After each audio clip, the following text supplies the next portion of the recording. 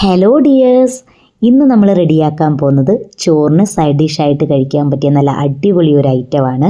നമുക്കിത് വേണമെങ്കിൽ സ്നാക്കായിട്ടോ സാലഡ് പോലെയൊക്കെ കഴിക്കാൻ പറ്റും. ഇതിൻ്റെ കൂടെ ഇന്നത്തെ ഉച്ചയൂണിൻ്റെ തട്ടിക്കൂട്ട് ഐറ്റംസും കാണാവേ. അപ്പോൾ വായോ, ഒരു 5-6 മണിക്കൂർ വെള്ളത്തിൽ കുതിർത്ത ഗ്രീൻ പീസ് ഒന്ന് വേവിച്ചെടുക്കാം. നമ്മൾ ഒരുപാട് അങ്ങ് വേവിക്കേണ്ട, ഓരോന്നായിട്ട് പെറുക്കിയെടുക്കാൻ പറ്റുന്ന രീതിയിൽ നമുക്ക് വേവിച്ചെടുക്കാം. ഇനി നമുക്ക് ചട്ടിയിൽ എണ്ണ ചൂടായി കഴിയുമ്പോൾ ഒരു 2-3 അല്ലി വെളുത്തുള്ളി ചെറുതായിട്ട് അരിഞ്ഞത് ചേർത്ത് കൊടുക്കാം. പിന്നെ ഇതിലേക്ക് ഒരു മീഡിയം സൈസുള്ള സവാള നമ്മൾ ഇതുപോലെ ചെറുതായിട്ട് അരിഞ്ഞതും കൂടെ ചേർത്ത് കൊടുക്കുന്നുണ്ട്. എന്നിട്ട് ഇതിലേക്ക് വേണ്ട ഉപ്പ് കൂടെ ചേർത്ത് കൊടുത്തിട്ട് ഇതെല്ലാം കൂടി നന്നായിട്ടൊന്ന് വഴറ്റിയെടുക്കാം.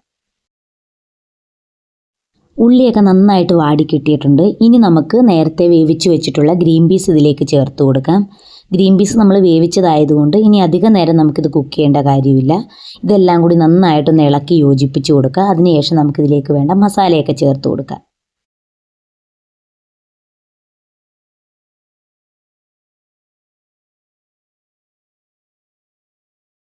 നമുക്കിതിലേക്ക് ഒരുപാട് മസാലയൊന്നും ചേർക്കേണ്ട കാര്യമില്ല. ഇതിൻ്റെയൊക്കെ ആ ഒരു റിയൽ ടേസ്റ്റ് നമുക്ക് കിട്ടണം.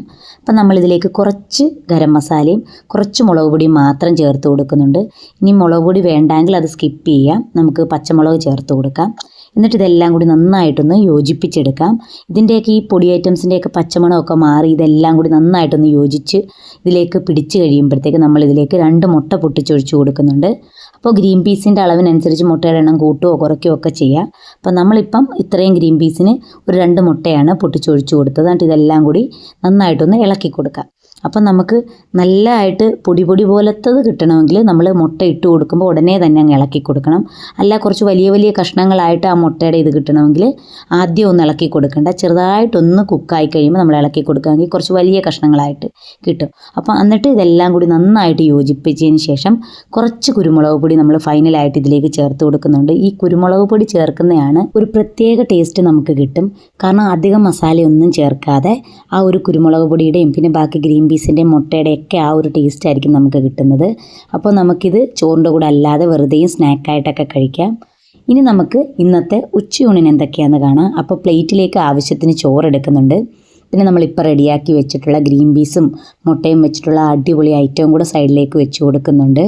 നമുക്കിതിങ്ങനെ ചോറിൻ്റെ കൂടെ അല്ല, നമുക്ക് സ്നാക്ക് ടൈമിലോ അതല്ലെങ്കിൽ ഒരു സാലഡ് രീതിയിലൊക്കെ നമുക്ക് കഴിക്കാം കേട്ടോ. പിന്നെ സൈഡിലേക്ക് നമ്മൾ അവിയൽ വെച്ച് കൊടുക്കുന്നുണ്ട്. പിന്നെ ഒഴിച്ചു കൂട്ടാനായിട്ട് ഒരു തട്ടിക്കൂട്ട് നമ്മുടെ ഉള്ളിപ്പുളിയാണ്. പെട്ടെന്ന് റെഡിയാക്കിയതാണ്, പക്ഷേ നല്ല അടിപൊളി ടേസ്റ്റാണ് കേട്ടോ ഉള്ളിപ്പുളിക്ക്. അപ്പോൾ പുതിയൊരു വീഡിയോ ആയിട്ട് വീണ്ടും കാണാം. അതുവരേക്കും ടാറ്റാ ബൈ ബൈ. വീഡിയോ ഇഷ്ടമായെങ്കിൽ ചാനൽ സബ്സ്ക്രൈബ് ചെയ്യണേ.